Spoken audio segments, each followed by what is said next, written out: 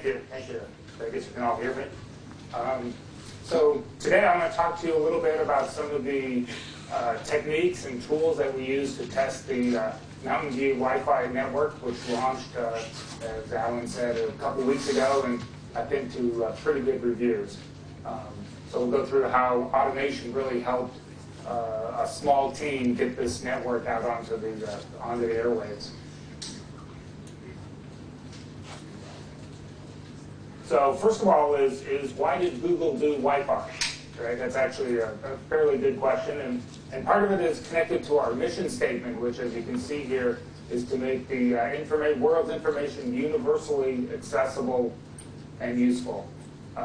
So one of the motivations for Google was to get other cities, other areas to implement Wi-Fi, and so we wanted to be sort of a test project to sort of go through, get some of the issues and problems out there and able to help people, other cities who want to implement this. And so one of the things we're doing is we're documenting all of our process, how we went through it, how we figured out where the issues, where the problems came up, and we can help them maybe make the cities, more cities do this. The other big piece of it is we think that location-based services are going to be a very big thing, and there's really, until you have the network that can give you accurate location, and Wi-Fi certainly can do that, you can't get those started without that kind of information, and so that's one of the other motivations for this. Just a little bit of background. So Mountain View is a city on the peninsula in San Francisco. It's about 30 miles south of San Francisco. Home to Google. It's about 70,000 residents, 30,000 homes. A little bit about Wi-Fi. So the network is a 802.11bg network. So almost any device out there will connect to it. The range from the access point radio out to the client is about 300 feet max, give or take, depending on your line of sight, what obstacles are in the way. And one of the problems with Wi-Fi is that it's good for about one wall. So if you're inside of a house, maybe in the front room you can get it, but certainly probably not in the back room.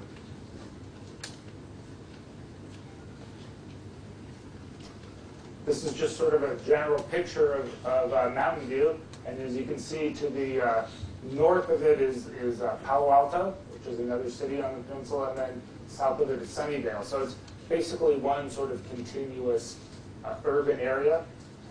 What you're looking at here is the yellow part is Mountain View itself, and I'll go into a little bit more detail, but the three red dots are the base stations, which are sort of central location points for the network. And then the square dots are gateways, which are sort of an injection layer.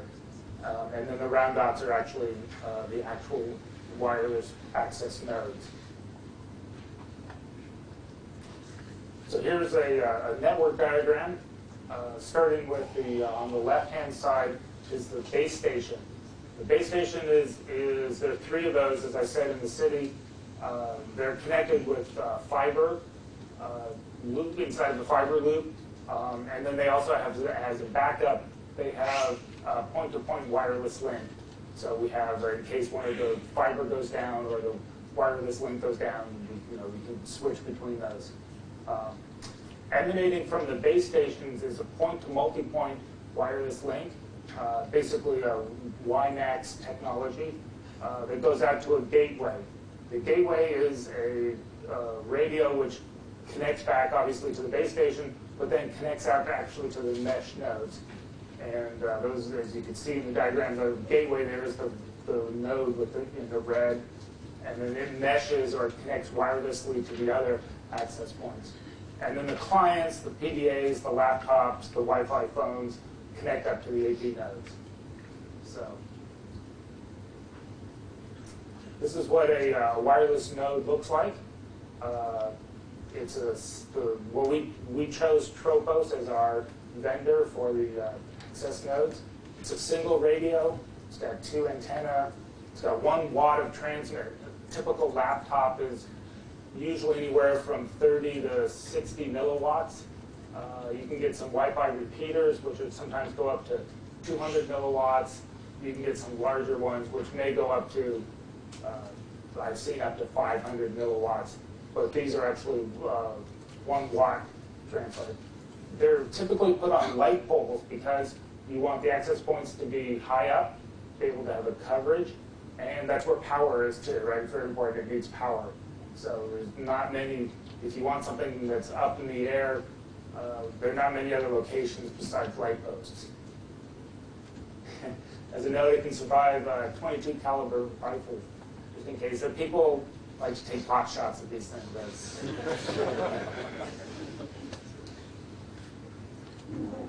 So this is a picture of the injection layer. So on the left-hand side is the panel antenna that goes on the base station, and there are 4 of those typically around each base station.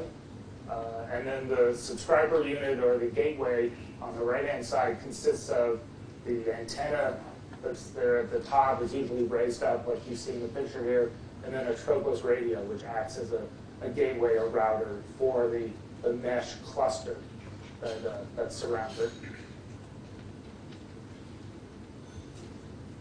So with all this sort of web of access with this injection layer, the base stations, the injection layer, and the AP nodes, that covers the 12 square miles of Mountain View.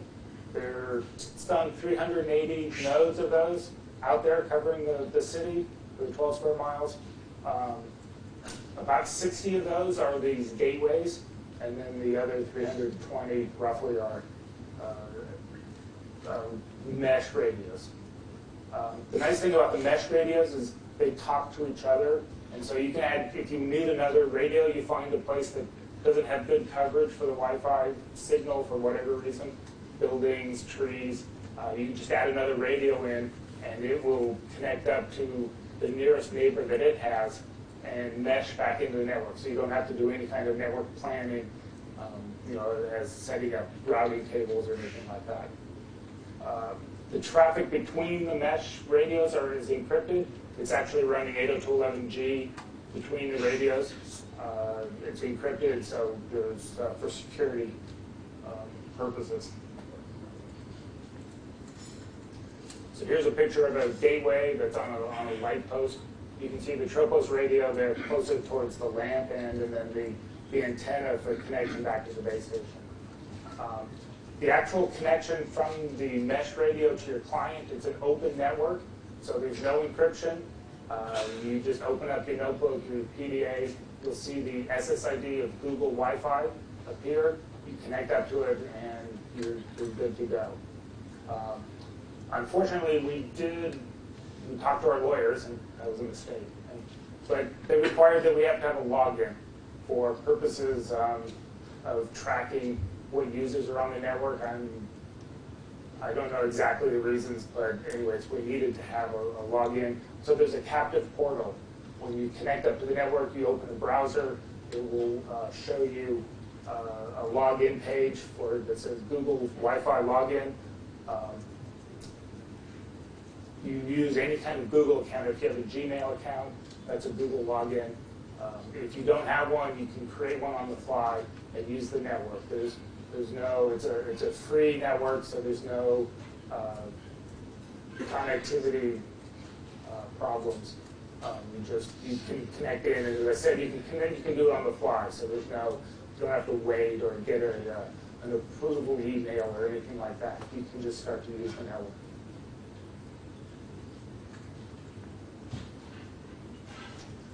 So as I mentioned before, one of the problems with Wi-Fi is that it uses fairly high frequencies in the frequency spectrum. So as you see, compared to some cell phones and some GPS devices. And this is one of the problems with why it doesn't go through walls very well, because of the high frequencies. So, and then sort of the same frequency levels are the satellite phones. So, and I don't know if you ever used one, but they also have problems. You can't be inside of a building and those kinds of things. So they have sort of some of the same access issues.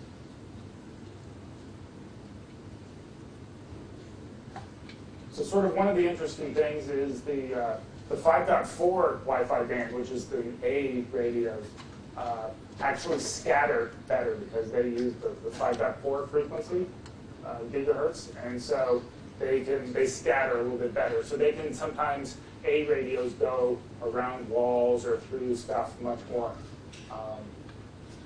But that can also, the A band also has less power, has greater power dissipation. So for the same amount of power, the B radios go farther, but A radios can scatter better. So there's some trade-offs. And anyways, we went with the B radios for our client access. Just a little bit about redundancy in the network. So as I mentioned, for the base stations, the Backhaul has a wireless point-to-point link, which we used Gigabeam, which comes in there. You can get 1.2 gigabits per second link. Fairly expensive, but it's a pretty nice link. So that's our backup for the point-to-point radio links.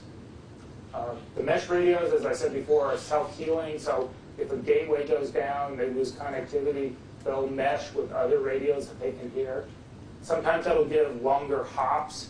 So one of the problems with the network is each time you go through a mesh radio, basically you're cutting your bandwidth in half, right? Because you have to, because these are single radio nodes, they have to listen and then retransmit. So we don't want too many hops. This is why we have as many gateways as we have, and then the mesh radios connect up to them.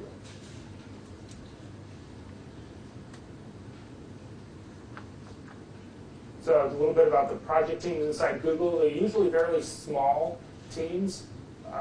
Project manager, 4 or 5 engineers, and this is fairly typical for Google. And then you have various PR, marketing people come in. I think one of the things, the nice pieces about that is it really gives the engineer lots of say in a project. You really feel like you're contributing because there's not a huge team out there. It's basically you and a couple of colleagues. And I think that really helps keep the environment, fresh ideas and innovation. And you change projects depending on whatever, usually a year, a little bit less per project. So you sort of keep everything a little bit, quite fresh. So we actually didn't install these nodes onto the Mountain View, onto the light poles in Mountain View. We hired out a company that specialized in wireless installation, and so they did that for us. And then we've also worked very closely with Tropos, and they've helped design the network. It turns out it's actually fairly tricky for a combination of where the light posts are and where you want to install these, where the buildings are, all sorts of other kinds of interference. So you need to sort of have some professional help when you do these installs. And then the Google engineering team, we sort of manage that whole process. And then also, there is Google software behind it. The login page is running on Google servers. And the other pieces of the network are on Google software. So that's where the engineers came in. So testing. So when I came onto this project, I was told, well, we're putting up a Wi-Fi, citywide Wi-Fi, go test it. So, what do you do? So one of the first thing to do is you want to verify that the network is operating correctly, right? There's lots of different Wi-Fi devices out there. You want to make sure that they all can connect to the network so that you have good coverage. You want to make sure that the whole city, the goal of the project was to cover the entire city. So that was one of the pieces. And then also capacity, right? So, you have a number of users, maybe there's a downtown area, you've got 10, 15, 20 people in a block or 2 radius. Are they going to be able to connect in? Are they going to get good connection speeds? So those were sort of the 2 main things that we wanted to focus on. One of the things that we were initially concerned with was, what's called in Wi-Fi the hidden node problem, right? So because the transmitter is high up on a light post and is 1 watt, it can broadcast and listen to a lot of clients that are out there. But clients themselves may not be able to hear each other, right? So you've got on one side of the light post, you've got a small PDA client, and on the other side of the light post, maybe 200, 300, 400 feet between them, I've got a laptop, and they won't be able to hear each other, so they both start talking at the same time. This can cause problems, right? Because the transmitter or the receiver on the light post,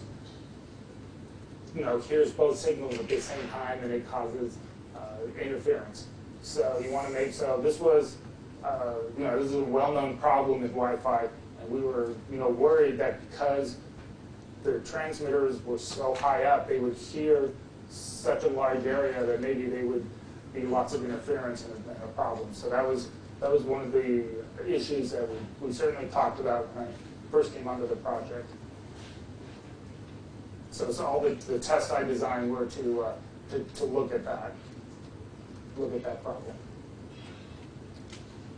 So one of the things I didn't worry too much about was the coverage testing. So Tropos is a fairly well-known outdoor mesh radio builder, and so they've got several good tools to measure the coverage. And this map here is actually the latest coverage map. So once again, you can sort of see the outlines of the city.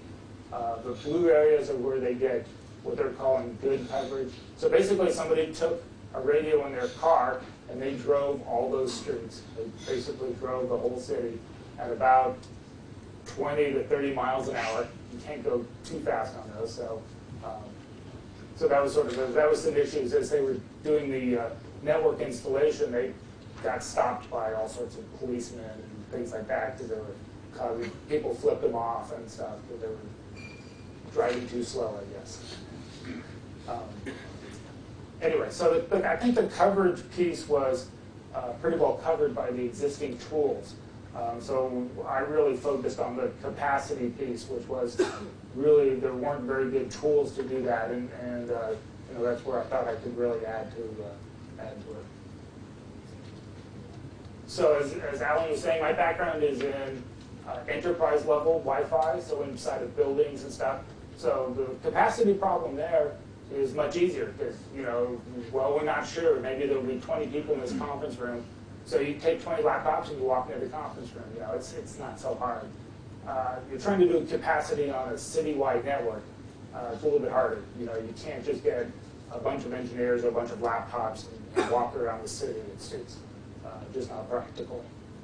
So what I started thinking was that you needed some test devices that would be able to be sort of an autonomous test device that you'd be able to put out across the city and have them help you do these capacity testings. So the test devices had sort of the characteristics that I list out here. They need to be able to come up on their own, connect in, log into the network, register something so that somebody knows that they're actually there, and then be able to respond to some external commands, be able to run some kind of throughput testing, and generate some enough traffic to be interesting. And of course, always never too expensive because you've got to try and cover a whole city, and that could be a lot of units. So what I found after investigating things a little bit was that there's a big trade-off between where the power came from. So you could buy devices which you could put out across the city, just sort of out in the open. But those are a little bit more expensive, and those were the PDAs, right? So they were built for running off batteries with extenders. You could get maybe 12 hours of battery time on them. A little bit cheaper, we're taking some of these commercial wireless routers and converting them into test devices. And they've got a built-in wireless NIC. You can run a Linux distribution on them, and they're cheap and available. But there are certainly, obviously, parts of the city that they wouldn't cover. So those are the trade-offs that I found. So we actually went ahead and got some of each. As you can see, the top two pictures there are the Linksys wireless routers, the WRTG 54G on the left there, just the standard version. And then the one on the right is a little bit newer model that they had. And so I was able to take those devices, run a Linux distribution on them, and they then served as test points. The two pictures on the bottom, inside of that gray box, as you can see with the open picture, is a PDA. It's a Sharp Zaris PDA. The 5500 is the number, and able to, once again, there's an open distribution of Open Zaris, which I was able to load on those devices, and once again, they were able to function as autonomous test devices for me. So then the next question was, now that I've got these devices out there, what kind of throughput testing could I do on them? And there were several choices. There are some commercial tools like Chariot and several other well-known ones, and then some open source ones, things like iPerf and TTCP, not TCP, things like that. So the problem with the Chariot, which I really actually would have liked to have run, was that there was an endpoint that would run on the Zaris, but not for the Linksys OpenWRT distribution. They didn't have a compilation for the Broadcom chip, the MIPS EL, which the Linksys runs. So in the end, I actually chose to use iPerf to run my test. Just a little bit about converting the devices. As I said before, it was actually fairly easy to download the binary distribution to each one of these and to flash it onto the devices. And then grabbing these modules, I was able to build a really pretty robust test network, test device that could do a lot. It had all the power of a Linux distribution with Perl using wget, and so it really satisfied all the conditions we had. One of the important things to note is each one of these distributions also had an SDK. So some of the modules that I wanted I could not find on the web, so I had to go compile them myself. So having an SDK available for each of these distributions was important to getting all the test tools I needed. Just a little note on the PDA. So the PDA is actually so there was an internal battery on the PDA, which gave, you turn the screen off, you can get about 5 hours of time on the internal battery. I found on the net the battery extender, which is that little black box there, which has 4 rechargeable AA's in it, and we're able to get about 5 hours off of that. I also found solar panels, which put on, as you can see in the picture there, and as long as there was light, that was available to run. So what I found I did was I would take these devices out in the morning, put them out, spread them around the section of the city that I was going to test. On the PDA side, for the ones for the Linksys ones, I would either try and find some businesses nearby that would allow me to put these in a window or something, so it didn't go through too many walls, but still had an inside with a power source, and then was able to test the network using these devices.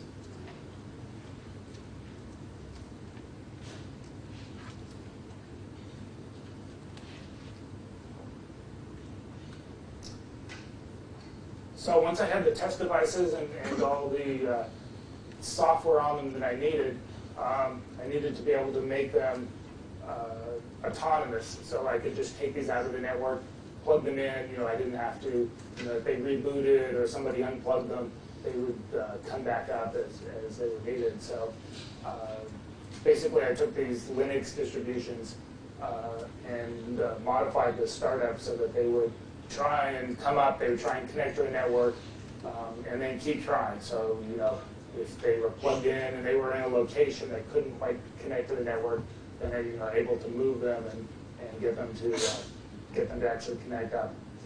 So then they would, on each device, you set the time and date, because these devices don't have an internal battery. So you need to get a correct time and date, which is important in testing. Open up the firewall, set up a netcat listener on them so that I could send them commands remotely. And then register. This is sort of one of the things I think that was really worked out in this network was, as each device came up, it had a URL that it would go visit with its internal name, the IP address it had, and the MAC address, and register that with a central server that was in the wired network. And that allowed it to, when I got back to my office, I could look at the server, see all the devices, get the IP address, because every time these came up, right, they had a different IP address, and then start and be able to use them. So actually running the tests, I would take the test node file, check to see that the node was still alive, see if it would accept a command, try and see if a previous test was running, if there was another instance of iPerf, make sure that it was only one iPerf was running at a time, and then start the IP server.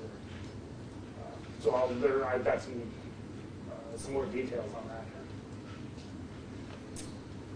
So to get the devices to come up, as I said before, for the Mountain View Wi-Fi, there's a login that was required, and to make it so that that devices wouldn't log into the network just sort of by themselves, it was a two-stage login. So I needed to use, first of all, I was using HTTPS, so I had to compile a version of wget, or the latest version of wget, which has the SSL library in it. And then I had to be able to use, from the command line, to use wget and then to save cookies, so that when it got cookies back from the server, it would save those off in a file, and then I would be able to send them back out for the second wget. It was kind of one of the tools I used quite a bit was this live HTTP headers utility, which is off Firefox, and that records all the header information that goes from everything you send to the web page and everything that comes back.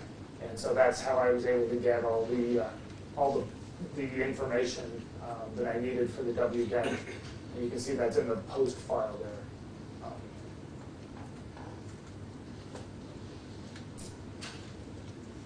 So after I successfully logged in, once again, these are just sort of a series of steps that I needed to do.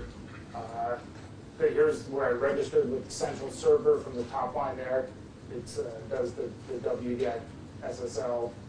And as you can see, I give it a URL with some parameters that I put in by hand, or put in by the script. And that actually then created a log of all the devices all the test devices that were on the network. All these devices all have IP tables running on them, so make sure that bad stuff doesn't happen. So I had to open up the firewall ports for all the netcat sessions and the iPerf sessions that we were doing. And then I also started a heartbeat on each device, so that every 10 minutes or so, they would send back just a connection to the server, just to let me know they were still there. Because that's one of the problems we had, is since these devices were spread out across the city, there's really no reason somebody can't just unplug one and walk off with it, right? I mean, it's a nice little device, or you're driving along the road and there's this nice PDA sitting out there. So I wanted to sort of have some idea, is that make sure that devices were still on the network and connected. So I set up a heartbeat to do that.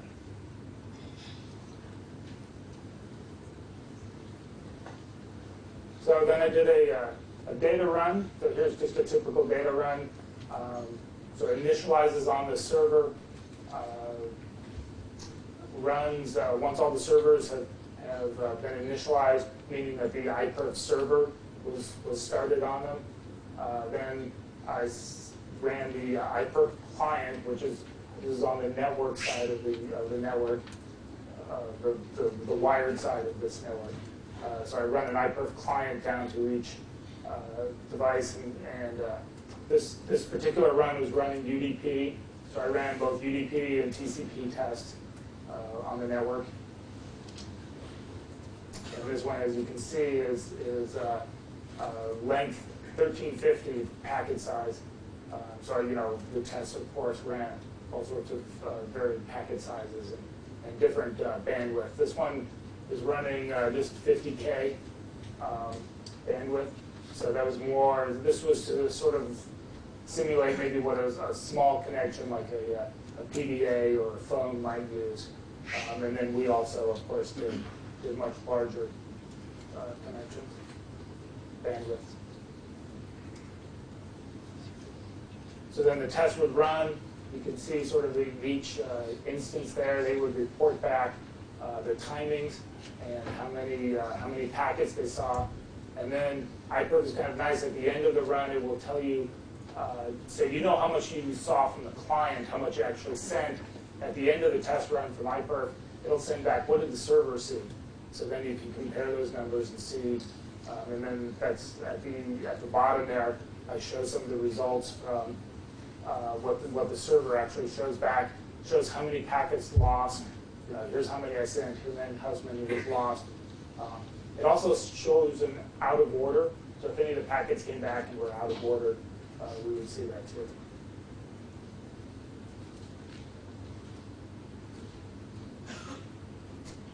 So what the testing showed was for the number of test nodes I have, I had basically 12, I think, finally in the end, test nodes I was able to get out and put out around the city.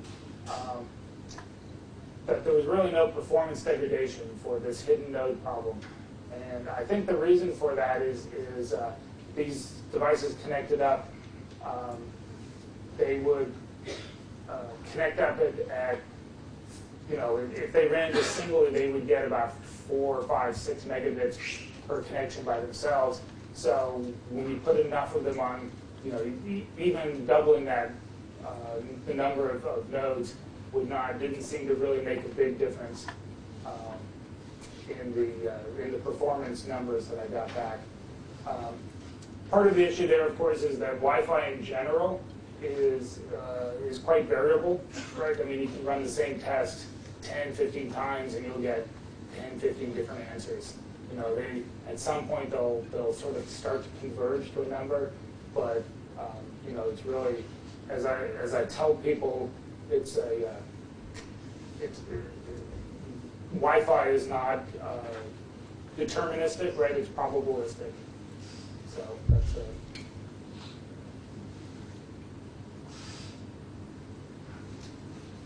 So hopefully I've shown that I was sort of a one-person team on this project for this piece of it. So the automation really sort of helped me able to do all the testing of this network. And as I said, the single radio problem that we thought we might get with the network we installed was not really the anticipated bottleneck that we had. One of the sort of things which I hadn't anticipated when I first started this project was the ongoing monitoring capability of these test devices. So one of the problems that we have for monitoring the network as it's running now is that we can tell if the servers are up, we can tell if the actual radios are up and the gateways and all the routers and stuff in between. But we have really no way of knowing if somebody tries to log onto the system, whether it actually is going to work, right? There's sort of too many variables, and just monitoring the individual devices themselves doesn't give you the whole picture, right? There's really no substitution for actually having a device that can connect up to the network, log on to the network, and send some kind of device. So these devices that I created for doing this test are being used for helping to monitor the network and to make sure that it's actually a live, a live network that people can get on it, and we don't have any unknown problems in it. And it's cost effective. So one of the things I got the Linksys routers. You can get on eBay. The PDAs are also, I think they definitely come out with newer versions, but I'm not sure that they're still selling them new, but you can get them on eBay. So these were, devices that PDAs cost $150 to $200, and the Linksys routers were anywhere from $50 to $60. So this was a fairly cost-effective network as compared to some of the initial designs we had, which had sort of small computers running, and those were going to be $1,000 a piece kind of thing, laptops maybe, or something along those lines.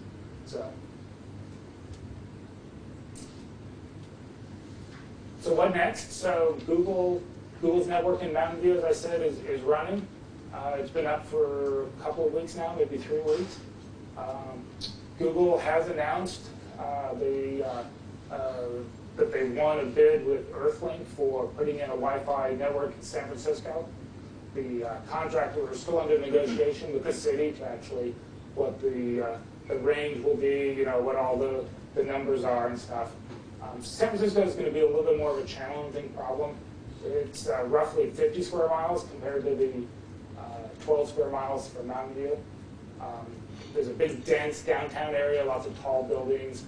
Obviously, San Francisco is famous for its hills. So I think the actual network implementation is going to be a little bit more difficult in San Francisco. The other thing we're doing, as I said initially, is starting to look at some of these location-based services.